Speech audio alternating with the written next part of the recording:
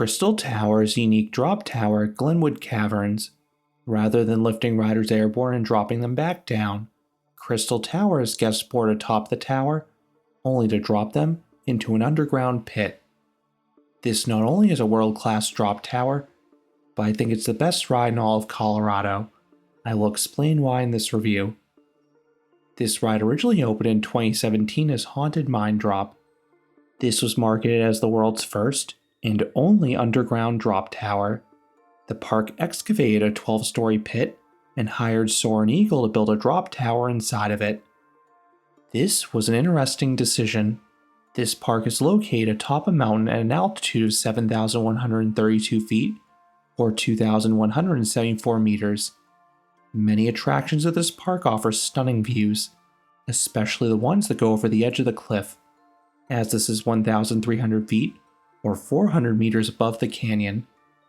An outdoor drop tower would undoubtedly have world-class views here, but Glenwood Caverns instead wanted a themed experience honoring their history. Glenwood Caverns originally opened in 1999 with just cave tours, but as demand for the cave tours increased, they started to add amusement rides to help with capacity. Now, they are a full-fledged theme park with nearly a dozen rides on top of those cave tours. Haunted Mine Drop will be the park's most themed attraction by far. I never experienced this iteration of the ride. It was themed to a haunted mine shaft that suffered a tragic accident 100 years ago. A miner supposedly fell down the shaft, but once you board, you see a hologram of that miner's brother in front of you. Shortly thereafter, you two fall down the shaft. At the bottom, you see the brother's remains and learn he was actually pushed to the bottom by his brother, but the riders miraculously survived. Unfortunately, this attraction suffered a fatal accident in 2021. In short, a 6-year-old girl erroneously sat on top of the seatbelt restraint. This was difficult to see due to the girl's clothes and the dark load platform. The crew members did not realize this and dispatched the ride, causing the girl to fall to her death. If you want to learn more about this accident and the park's response, Coaster College has a fantastic video going in depth. This triggered a full review of the park's safety procedures. Both the state and the park wanted to prevent something like that from ever happening again. Glenwood Caverns has gone as far to share presentations about the accident at amusement safety conferences, rather than outright hiding. None of this will bring the girl back, but it will hopefully prevent something similar from happening elsewhere at another theme park. On that note, any proceeds from this video will be donated to the family through their GoFundMe page. This drop tower reopened in 2023, but it was extensively modified and rethemed into Crystal Tower. It is not hard to see why given the overlap between the original theme and the fatal accident. While the building retains the same shape, it no longer resembles a brown mine shaft. It instead is painted blue to give it a mystical vibe. And the spinning shaft wheel in front was instead replaced by a giant crystal. It is my understanding guests could not see the actual ride during the Haunted Mine Drop days. However, the name definitely suggested that was a drop tower of some kind. Crystal Tower's name is not as obvious as a thrill ride. However, the ride system is completely visible from the queue and observation platform, so guests know exactly what they are signing themselves up for. Whereas Haunted Mine Drop had more of a pre-show, Crystal Tower just has some jewel props in the queue, but most eyes will be on the ride itself. It is so mysterious suddenly see it plummet 11 stories into an underground pit. As with many rides at Glenwood Caverns, this ride does not have a high throughput. The attraction holds just 6 riders at a time. Given the load procedure and cycle time, I suspect this ride can accommodate a max of 90 riders per hour. Fortunately, crowds at this park typically are not too overwhelming. I think it's a combination of this park's location and the high price point. Further, Crystal Tower had one of the shorter waits in the park for 3 reasons. 1. Not everyone knew this was even a ride. 2. Some were spooked by the thrilling ride itself. 3. Others were unwilling to ride this given the ride's prior accident. I visited on a summer weekend, and this ride was still a walk-on for most of the day. The longest I ever had to wait was just one cycle. Soaring Eagle had to completely redesign their drop tower for this particular installation. There were two key changes. First, this one loads at the top, so the manufacturer had to relocate their electronics to the top of the ride system. Second, the pit could not accommodate the manufacturer's traditional tower structure.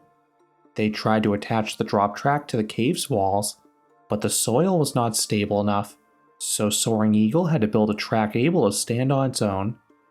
Originally, riders boarded Haunted Mine Drop using a retractable floor. During the ride's show scene, the floor would quietly move backwards, giving the vehicle the necessary clearance for the drop.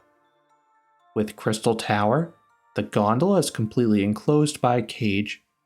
This was one made mitigations had after the accident. This means there's a permanent floor at all times. Haunted Mine Drop previously had just a seatbelt over your lap.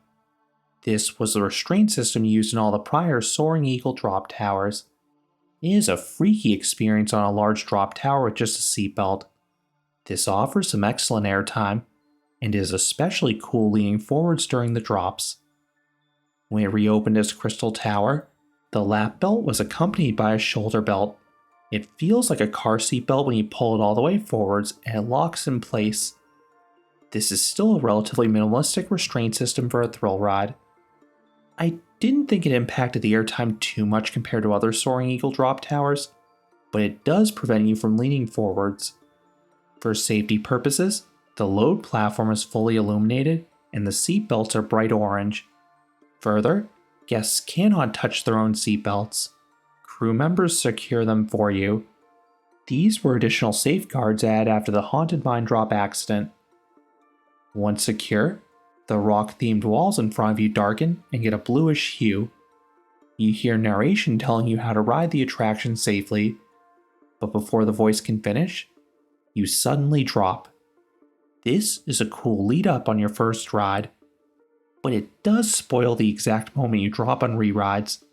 On other drop towers, there is not a distinct audio spiel spoiling the moment you're released. However, this is a very minor critique. The drop on this one is so exhilarating that it always got my heart pounding even when I knew it was about to happen. For one, you drop like a rock. This is the case with all the Soaring Eagle drop towers. You get an awesome stomach drop sensation and nice airtime. While the belt prevents you from lifting super high off your seat, you are undoubtedly floating during the descent. I've always said that Larson ARM drop towers are the gold standard for intensity with drop towers, but these Soaring Eagle ones are darn close in power. 2. You are dropped in total darkness. On most drop towers, you have a visual indicator how much further you'll drop. You have no such point of reference here. It feels like you're plummeting into a bottomless pit. You have no idea how much longer the drop will last. You just feel the coolness of the cave increasing as you get deeper.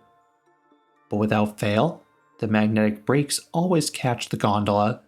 I was worried that the wait for the ascent would be a dull or anticlimactic moment, but there thankfully is a show scene here.